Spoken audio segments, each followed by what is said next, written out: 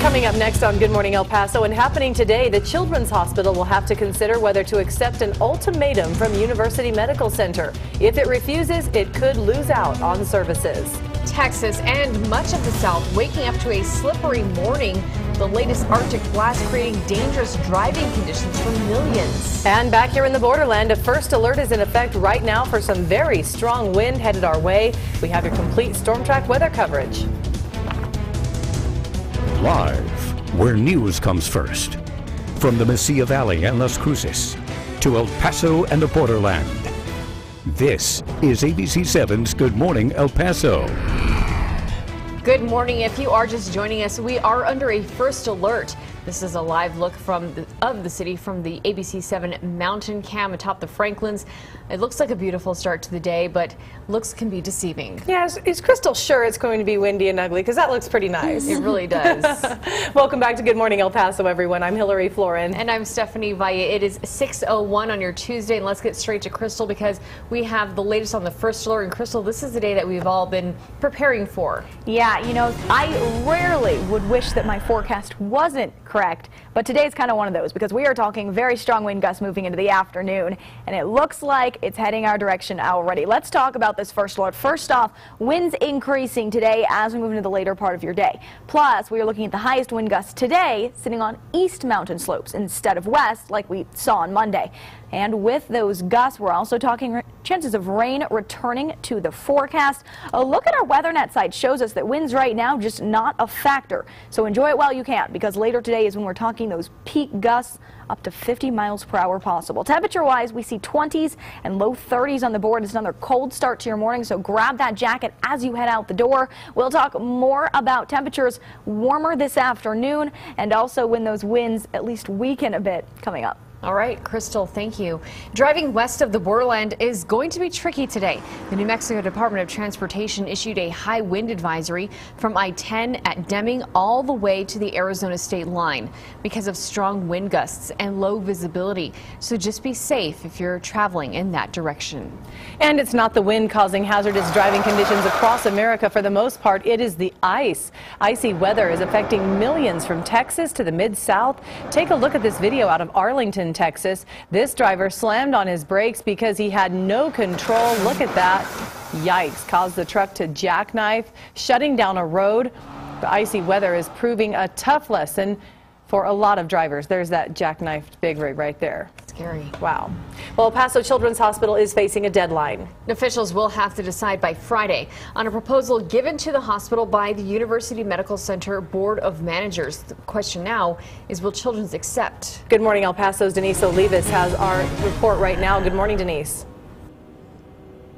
Good morning, Stephanie. Good morning, Hillary. Happening today, El Paso Children's officials will meet to discuss that proposal, and it's just the latest negotiations between the two hospitals, and UMC is basically saying take it or leave it. UMC maintains that Children's owes it more than $80 million, and Children's continues to dispute that, but the only thing that they do agree on is that the debt is increasing at a rate of $33,000 a day. Well, some of those terms in that proposal include commitment to continuation of Children's Hospital, continuation of a separate license, governance, and CEO, consideration of the debt, and authority to UMC to help ensure the future successes of the Children's Hospital. Should Children's approve this tentative agreement or this proposal, if they do, we'll take it to the Commissioner's Court and they will take a look at it. And if Children's officials do not agree to the terms, UMC could stop providing services such as data entry and even payroll. And Children's Board Chair Rosemary Castillo released a statement last night, and she says that this is the third proposal that they've looked at and that they've all been completely different. She says that there are no inconsistencies in the proposals, but that they will look at the latest proposal today in a meeting. For now, we're live outside of Children's Hospital. Denise Olivas, ABC7. All right, Denise, thank you. Police have yet to identify the man killed after a car fell on top of him. This happened around 6:30 last night on the 2000 block of North Oregon. It happened in the parking lot behind Providence Hospital. Our ABC7 photographer was kept away from the scene by emergency personnel. So how did the car fall on top of him? Police nor fire officials are telling us. We will be sure to update you as soon as we get anything. One thing fire officials would tell us is that 3 of their firefighters were injured in a wreck Sunday, but they are doing better. The truck they were riding in was hit by a car while on their way to fight the Casa Clark apartment fire. 2 people from the other car were also taken to the hospital with what we're told are serious injuries. Fire officials tell ABC7 the injuries for the 3 firefighters were not life-threatening. El Paso police are waiting for the results of a toxicology exam to learn how a 24-year-old woman died. Earlier this month, police found Karina Rodriguez dead inside a unit at the Salina Plaza apartments near Cielo Vista Mall. At this time, police are not calling her death a homicide. Police say Rodriguez's body had no signs of trauma. Still, the Crimes Against Persons unit is investigating. Meanwhile, new this morning, $222,000 worth of crystal meth is off the streets. U.S. Customs and Border Protection officers made the seize Sunday night at the Paso del Norte Bridge. Customs officials say 21-year-old Eric Ortega Molina of Juarez was acting nervous after his car was selected for a secondary exam. That's when an X-ray system showed the 9 pounds of meth hidden in the back seat. Molina was arrested and turned over to U.S. Immigration and Customs Enforcement. We're trying to get more information on the 9 teachers who are gone from their positions at Parkland High School.